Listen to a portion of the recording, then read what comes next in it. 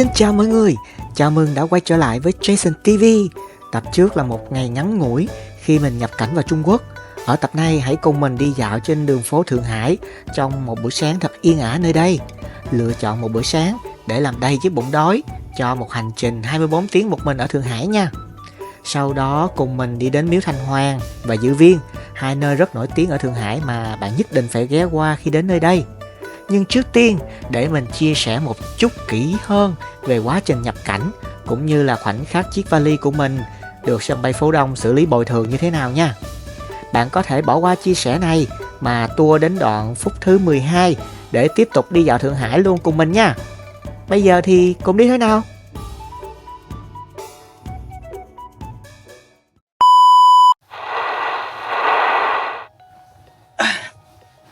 Ok, chào mọi người. Một buổi sáng ngày thứ hai ở Thượng Hải. Bây giờ mới ngồi là bình tĩnh lại. Hôm qua mình có đăng một vài cái story rồi, nhưng mà bây giờ mình mới ngồi mình quay một cái clip lại, kể lại tường thuật mọi chuyện nhập cảnh ngày hôm qua vào sân bay Phố Đông, xong rồi từ sân bay Phố Đông vào trong trung tâm Thượng Hải, Hoàng Phố. Cái câu chuyện đó là như vậy. Khi hôm qua mình nhập cảnh á, ngồi trên máy bay thì được phát cho một cái tờ giấy để viết thông tin điền nhập cảnh rồi.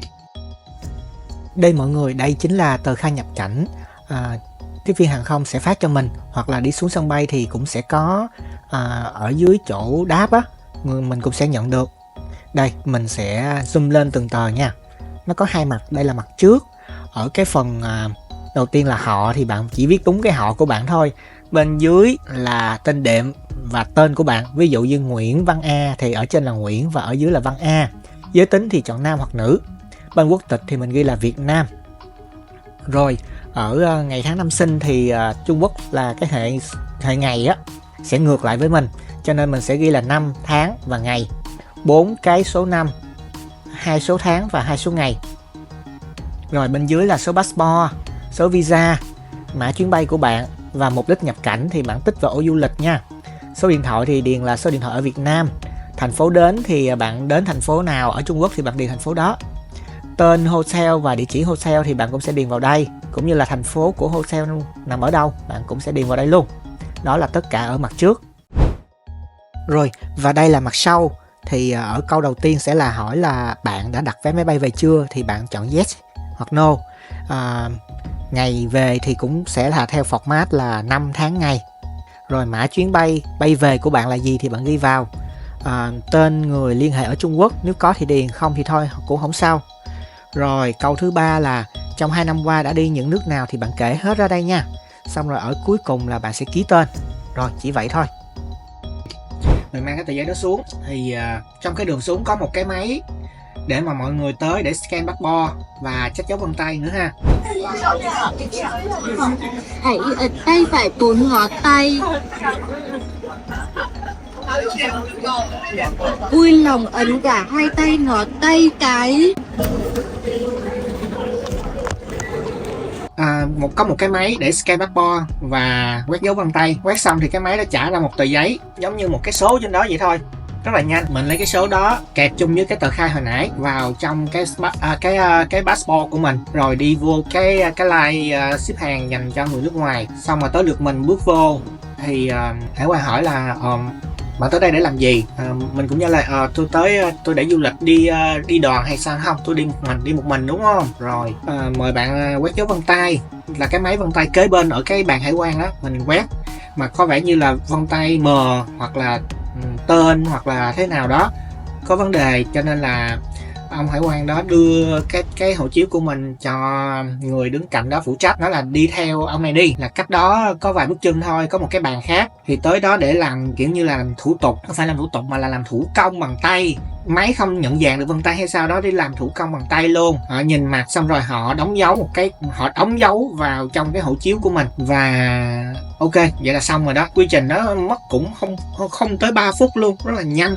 Mình thấy nhiều người bạn của mình đi nhập cảnh vô Thượng Hải á, có nói là sẽ tùy người nha, tùy người. Có người sẽ được hỏi rất là nhiều, hỏi vé máy bay, hỏi lịch trình, hỏi khách sạn. Có người thì sẽ hỏi là bạn mục đích nhập cảnh làm gì, xong rồi sẽ kiểm tra luôn điện thoại. Bạn phải mở khóa điện thoại cho họ kiểm tra tin nhắn Zalo, Messenger, kiểm tra tất cả tin nhắn. họ kiểm tra hình ảnh, trong phần hình ảnh của bạn có gì không, để chắc chắn mục đích của bạn là vào nhập cảnh để du lịch. Nhưng mà mình không có bị hỏi những cái đó, chỉ hỏi là đi du lịch hả, đi một mình hả, dạ vâng tôi đi một mình rồi, và quét vân tay. Đến khi quét vân tay á thì có vấn đề ở vân tay thì mình mới phải đi qua cái bàn làm thủ tục bằng thủ công thôi. Thì sau khi mà có dấu mộc nhập cảnh xong ha, mình chính thức đi ra để nhận hành lý. Hành lý từ từ tiến tới, ok, lấy hành lý đem xuống thì phát hiện ra rằng cái hành lý của tôi bị rớt mất một cái bánh xe, nó chỉ còn 3 cái thôi. Lúc đó thật sự đang sốc, nhưng mà phải bình tĩnh lại để xử lý vấn đề đang xảy ra. Tôi nhắn cho cái người staff đang đứng gần đó là cái hành lý tôi đang bị như vậy nè, bây giờ có hướng xử lý gì không. Thì ông đó đang nhắn tin WeChat với một ai đó, xong rồi chụp hình cái tình trạng cái bánh xe, chụp hình hộ chiếu, chụp hình thẻ hành lý, và chụp hình cái tách dài hành lý dán ở trên cái khi mà mình làm thủ tục á, thì chụp hình cái đó, chụp hình hết 3 cái, xong rồi nhắn một phút á trả lời lại với tôi là bây giờ cái hành lý này được bồi thường 200 tệ. 200 tệ là tương đương khoảng 700.000 đồng. Hôm qua hơi hoảng, cho nên là không phải hoảng nữa mà là hơi sốc thôi, cho nên là chưa có bình tĩnh để mà nhìn nhận là đáng lẽ mình phải lấy một cái confirmation, cho nên là tôi không có giấy tờ gì hết, và người nhân viên đó thu giữ lại hết tất cả những cái thẻ hành lý của tôi rồi. Cho nên là tôi hồi tối tôi có gửi email tới cho hãng. Có may mắn là tôi có quay lại cái staff lấy cái thẻ hành lý rồi kiểm tra hành lý này kia, tôi quay lại hết và tôi gửi kèm cái video đó cho hãng. Tôi nói là bây giờ tôi cần confirm như thế này, thì tôi đang đợi hãng để gửi một cái confirm về. Và sau khi mình nhận được họ có hỏi là bạn có ngân hàng Trung Quốc không? Nói không, tôi không có, tôi chỉ có Alipay. Ok, vậy tôi sẽ gửi bạn 200 tệ vào Alipay. Họ quét mã Alipay xong họ gửi tiền xong, và họ khuyên là đừng mua vali ở trên tầng 3 có một cái tầng để bán vali, nhưng mà trên đó rất mắc, đừng mua vali ở đó, hãy vào trung tâm thành phố để mua. Ok, khệ nại xách cái vali từ ở ngoài sân bay đi vô trung tâm là khoảng 30 km, rồi thêm một lai tàu nữa với một cái vali chỉ có 3 bánh xe.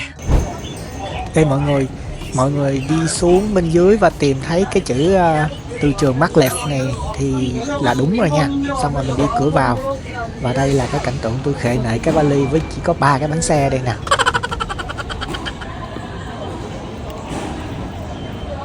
Cho nên là ngày hôm qua đi tàu để từ trường á, thật ra từ sân bay về khách sạn mình chỉ có một lai tàu thôi, đi lai tàu số 2 được, nhưng mà mình muốn trải nghiệm cái lai tàu điện từ trường. Đây là cơ hội duy nhất để mình trải nghiệm, tại vì khi về thì mình không còn về ở sân bay Phú Đông nữa, mà mình đi về từ Bắc Kinh, cho nên là mình muốn trải nghiệm thử xem là cái tàu nhanh nhất thế giới này như thế nào. Và có một cái đoạn clip ngắn mình quay sơ cho mọi người xem. Đây là chỗ bán vé cho tàu điện từ trường nha mọi người, ở kế bên cái cửa vào luôn, và nhớ là phải giữ lại vé máy bay thì mới mua được vé đó nha.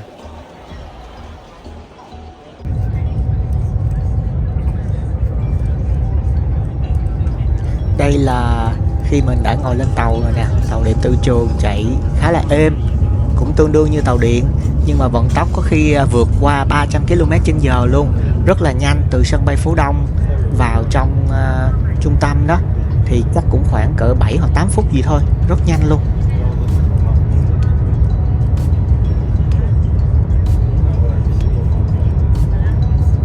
Đây là khi tàu đang bắt đầu hạ dần tốc độ để dừng ở ga trung tâm nè mọi người. Tốc độ đang dần dần chuyển về không, và mọi người thấy ở trên cái đồng hồ không, cũng khoảng chính xác là khoảng 7 hoặc 8 phút gì thôi, rất nhanh luôn.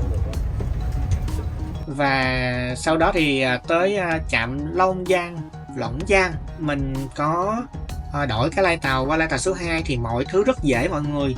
Có biển chỉ dẫn đầy đủ, có loa thông báo đầy đủ, mọi người cứ chú ý lắng nghe và nhìn vô bảng điện tới trạm nào, đi đường nào để lên lai số 2 nha. Lên lai số 2 rồi thì nó sẽ có bảng điện đầy đủ là tới trạm nào, trạm kế tiếp là trạm gì, hoặc là mọi người có thể xem trên ứng dụng tên là Metroman, mình để ở đây, thì trong đó Metroman sẽ hiển thị rõ luôn là bạn đang ở cái trạm nào ha. Mình sẽ kết hợp xem cùng với Maps.me để xem là hiện tại mình đang đứng ở trạm nào, và cái trạm mình muốn đến sẽ còn cách bao nhiêu trạm nữa, thì bạn đếm số trạm mà tàu dừng cũng được ha, hoặc là nhìn lên cái bảng led đang chạy á, thì đây là ga gì, hoặc là nghe loa, mọi thứ rất là dễ. Và sau một đêm, mình chưa có nhiều cảm nhận ở Thượng Hải, thì sau một đêm qua đi dạo ở Thượng Hải thôi, thì những người bạn trẻ có thể nói được tiếng Anh chứ không phải không đâu nha.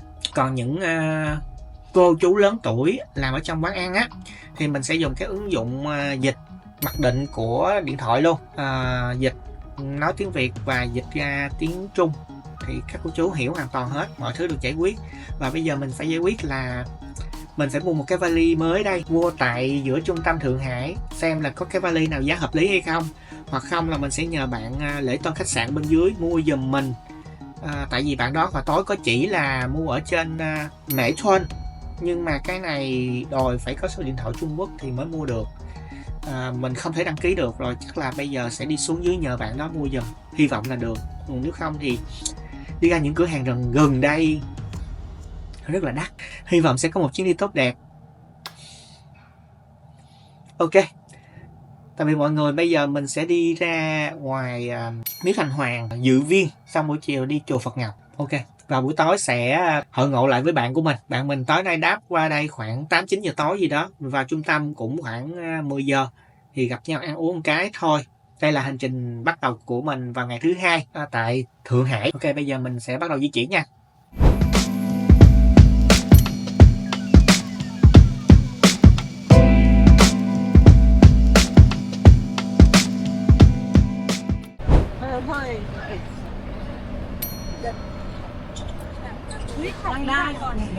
Đây là khung cảnh của phố đi bộ Nam Kinh sáng sớm. Không sớm lắm, 8:30 rồi. Vắng hoe ha, khác hẳn ngày hôm qua luôn. Bây giờ đi tìm chỗ ăn sáng thôi.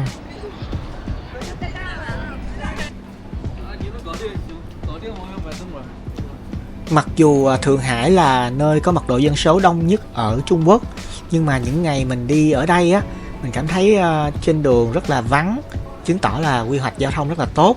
Cho nên là mình di chuyển chủ yếu bằng xe bus rất là nhiều. Trái ngược với Bắc Kinh thì mà thì thôi, khi nào tới tập đó thì mình sẽ giới thiệu cho mọi người biết nha. Bây giờ mình dạo một vòng ở gần cái khu Nam Kinh này, tìm một món gì đó để mình bỏ bụng ăn sáng trước đã.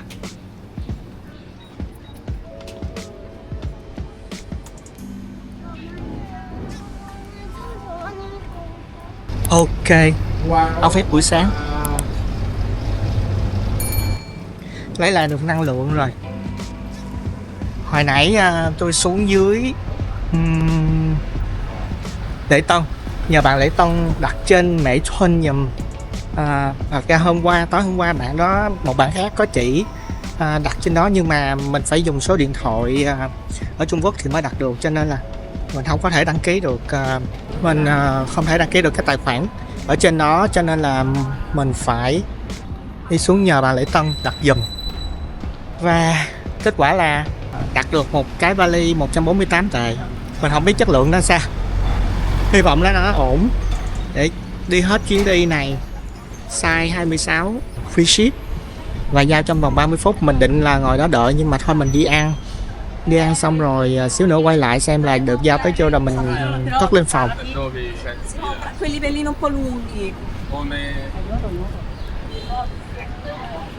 Rồi sau đó thì đi qua bên chỗ dự viên cách chỗ mình ở là khoảng 1 trạm tàu thôi. Mọi người có thể xem ở trên Metro Man ha. Cách đi tới đó thì là cứ đi xuống dưới like số mấy quên rồi, số màu tím á, mình để trên màn hình nè. Đó là chỉ có cách 1 trạm tàu thôi. Bây giờ mình sẽ đi tới chỗ ăn để xem sáng nay là ăn cái gì. Định đi qua bên chỗ mì cua Long mà hơi xa, đi bộ hơi xa.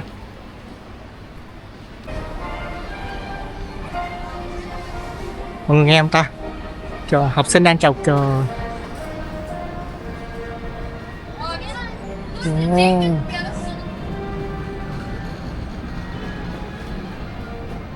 Ở đây là một cái trường học, học sinh ở trong đang chào cờ.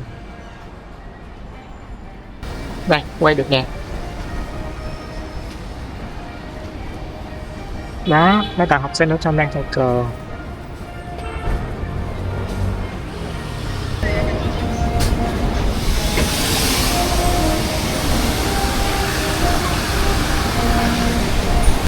Tôi đi nãy giờ được sắp được một vòng tròn rồi, mình cũng chưa biết là nên ăn gì.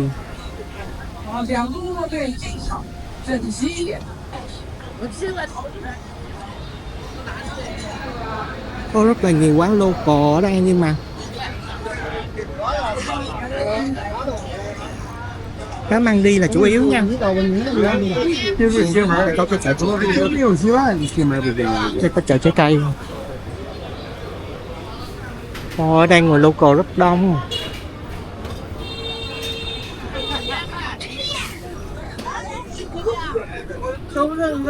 Mà những quán local thì menu chỉ toàn là tiếng Trung thôi, không có hình luôn.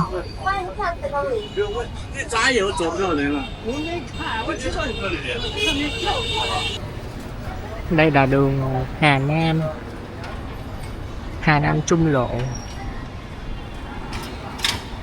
Chắc là sẽ qua đây, tại vì mình thấy có chữ mì thủ công nè, mì bò thủ công, mì thịt bò thủ công. Ok, đọc được chừng đó đó.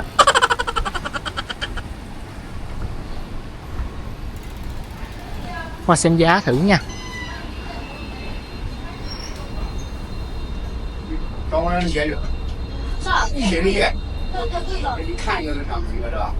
Ồ, sao không thích lắm.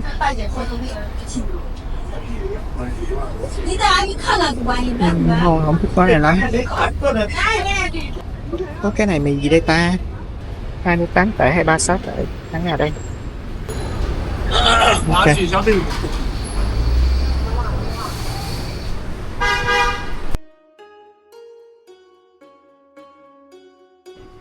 Đây là món của mình ra tới. Hai trái hồi nãy như là 25 tệ. Cái này 20 tệ và cái này 5 tệ.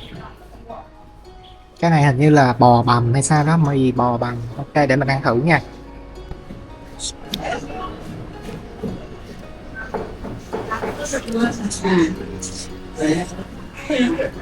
Là thịt heo, không ăn còn luôn. Nguyên một mảng ốp lết luôn. Cái phần chả bá như vậy. 是老张还是小张的？啊，那个写路啊，是的，写人是老张，小肯定比你大。Cái quán này là mình biết đại đó chứ mình không biết phải ngon không, nhưng mà thấy shipper cũng mua. Kinh nghiệm đi là cứ thấy quán nào shipper đông thì cứ làm. Cái này là mì này mì kéo máy chứ không phải kéo phay. Cái quán mì kéo phay ở bên kia. Cái này kiểu như là sao đây? Được chiên lên á, giống như cúp lớp mà mình chiên ở nhà á. Thì chiên lên xong rồi mới đi vào mì.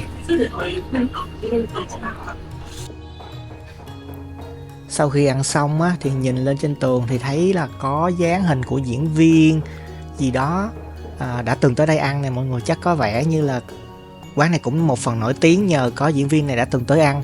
Mà tiếc quá tôi không biết diễn viên này là ai hết. Nếu mà mọi người biết là ai thì comment ở dưới cho tôi biết với nha.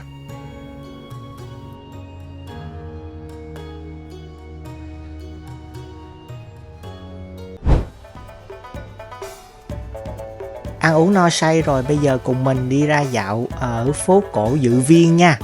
Ở bên đây là ở kế bên của Miếu Thành Hoàng luôn nè. Để đến được Miếu Thành Hoàng thì chắc chắn là bạn sẽ đi xuyên qua chỗ này. Và kế bên đó nữa lại là Dự Viên, cũng rất là nổi tiếng. Rồi bây giờ mình đi dạo một vòng ở đây xem có cái gì đặc biệt ở đây nha. Rất là nhiều người tới đây và chụp hình, bởi vì có cùng lúc 3 địa điểm nổi tiếng nằm sát bên nhau.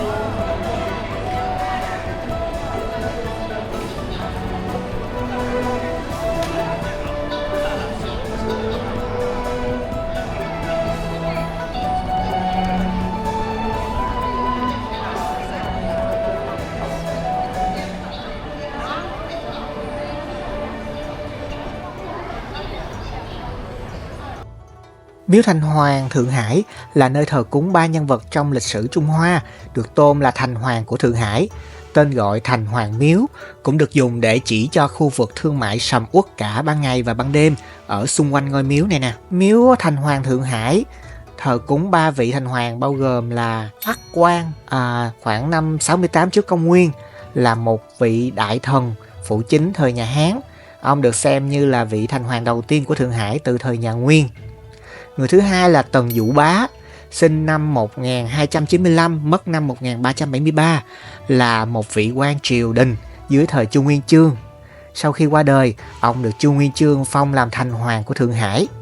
Và người cuối cùng là Trần Hóa Thành, sinh năm 1776, mất năm 1842, là một vị tướng thời nhà Thanh, có công bảo vệ Thượng Hải trong cuộc chiến Nha Phiến lần thứ nhất.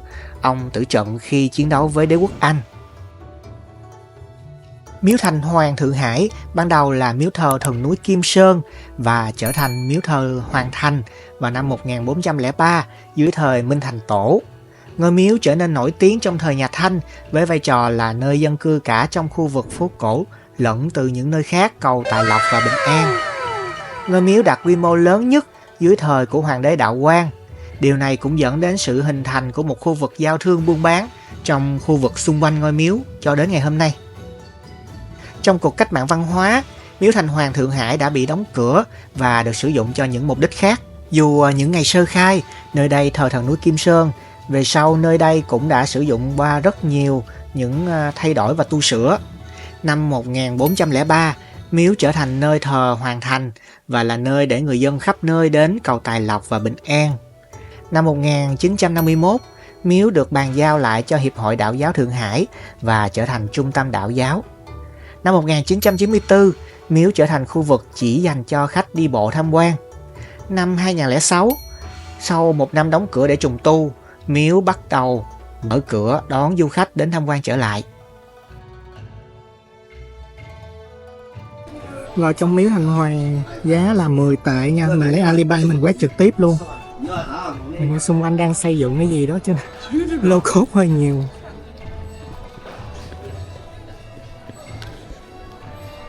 Mình tưởng là phải mua vé, ai ngờ cứ đem cái Alipay vô quét trực tiếp tại đây luôn. Ồ, có mấy cái máy gói kìa.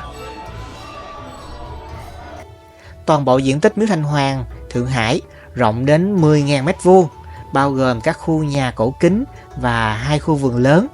Trước đây ngôi miếu này là gia viên của một quan chức lớn trong triều đình, do đó nơi đây mang nét kiến trúc cổ xưa, xa hoa tráng lệ của bậc gia quan thời đấy. Khi đến khu phố miếu Thành Hoàng, bạn sẽ được đắm mình trong khung cảnh yên bình và đầy nét duyên dáng nơi đây. Những con đường lát gạch dẫn lối vào các khu điện thờ với kiến trúc Trung Hoa cổ kính và những hàng cột gỗ lớn chạm khắc tỉ mỉ, tất cả tạo nên những góc nhìn, góc chụp thật là đẹp mà chắc chắn bạn sẽ không muốn bỏ lỡ.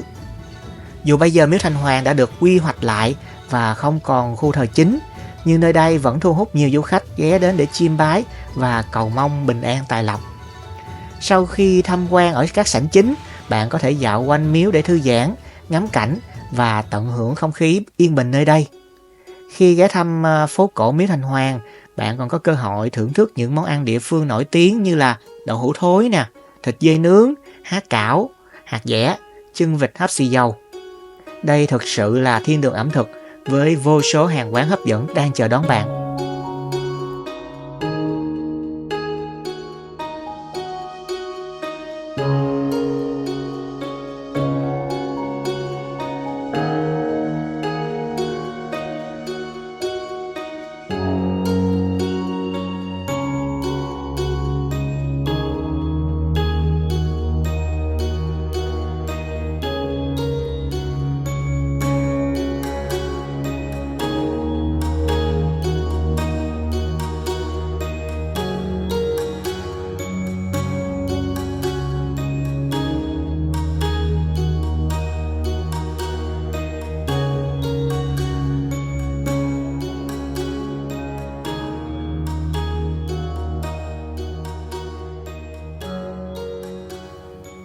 Tòa nhà chính của miếu Thành Hoàng Thượng Hải được xây theo kiểu phương Nam với tường đỏ và gạch bùn. điện Hỏa Quan, thờ thần Hỏa Quan, chính là vị thần chính của ngôi miếu, cùng 12 bức tượng thuộc hạ của Hoắc Quan và các tượng quan văn võ. Các quan có nhiệm vụ ghi chép việc thiện ác của con người, quản lý linh hồn và đưa họ về thiên đường hoặc địa ngục. Miếu Thành Hoàng có ảnh hưởng lớn đến người dân Thượng Hải và lễ hội của đền cũng là lễ hội chung của cả thành phố. Vào ngày lễ San Xuân, tức là Tam Huân, ngày mà mọi người tin là Thành Hoàng sẽ kiểm tra nhân chúng, mọi người thường đến miếu thắp hương, trong khi các cửa hàng xung quanh miếu trang trí bằng đèn lồng đỏ để mừng ngày lễ. Ngoài cầu nguyện, du khách còn có thể xem các buổi biểu diễn dân gian, chọi gà thư pháp và biểu diễn nhào lộn, vô cùng thú vị. Lúc này là mình vừa đi ra khỏi cổng sau của miếu Thành Hoàng thì nối liền với khu phố của đi bộ của miếu Thành Hoàng luôn nè mọi người. Khu phố này lúc nào cũng sầm uất, cả ban ngày lẫn ban đêm. Và nếu như bạn đi vào ban đêm á, những cái ngôi nhà cổ này nó sẽ lên đèn và rất là đẹp. Mình thì chỉ có dịp đi vào buổi sáng ngày hôm nay thôi, bởi vì các ngày hôm sau thì mình sẽ có lịch để đi đến những nơi khác nữa. Thôi thì mọi người cùng dạo bộ và ngắm tạm cái khu phố buổi sáng cùng với mình nha.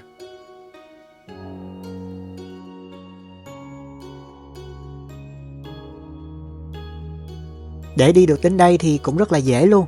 Bạn đi tàu điện ngầm là số 10 hoặc là số 2, dừng tại trạm Du Duyện, tức là dự viên, ra cửa số 1 hoặc số 3, rồi nhìn trên bản đồ của Apple Maps nè, hoặc là Maps.me, hoặc là Baidu để đi bộ tiếp 5 phút đến đây nha. Những ngày khi mà lên plane còn ở Việt Nam đó, mình hơi lo lắng về việc là không biết tới đây rồi mình xem bản đồ có được hay không. Nhưng mà khi tới đây rồi thì cái việc dùng Apple Maps ở trên iPhone xem đường đi bộ hay là xem xe bus cực kỳ chính xác và tiện lợi luôn. Còn bạn mà muốn chi tiết hơn nữa thì có thể dùng Baidu Maps nha. Tâm lý ban đầu là mình thấy tiếng Trung hơi nhiều, trên bản đồ cũng hơi sợ là khó dùng, nhưng tới nơi rồi dùng khoảng 1-2 lần là quen à. Nhiều lúc là không cần biết chữ nó là gì luôn thì mình cứ bấm là sẽ vô được thôi. Hoặc là bạn có thể xem ở trên bản đồ của Apple Maps để xem các tuyến xe bus đi tới đây cũng được luôn nha. Khi lên xe bus thì mình dùng mã QR của Alipay để thanh toán. Nhưng trước khi lên xe, nhớ mở Alipay và kích hoạt tính năng giao thông một xe bus và tàu điện ngầm ở Thượng Hải lên nha. Một cách khác nữa là bạn có thể đi bằng taxi hoặc là bút xe công nghệ TT được tích hợp sẵn ở trên Alipay luôn đó. Bạn có thể bút xe và tiền sẽ trừ trực tiếp trên Alipay, rất tiện lợi. Khi book thông qua hình thức này thì app sẽ định vị rất là chính xác vị trí bạn đang đứng, nên hãy định vị chính xác và đứng đúng chỗ để tài xế dễ tìm thấy bạn nha.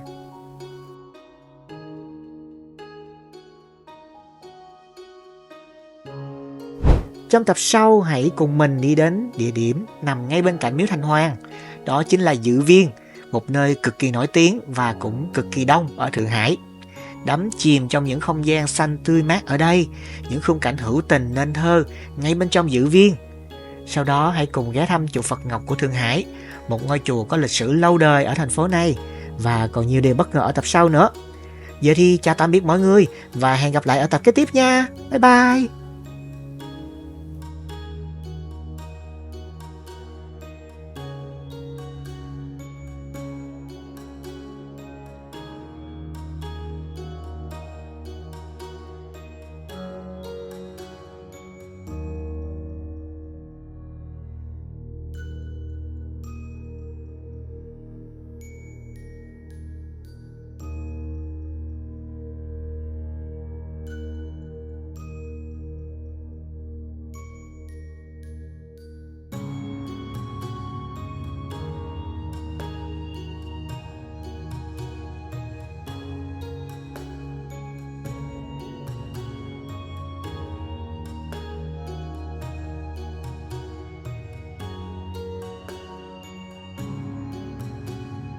Nếu bạn thích video này, đừng quên nhấn thích và nhấn đăng ký kênh nha.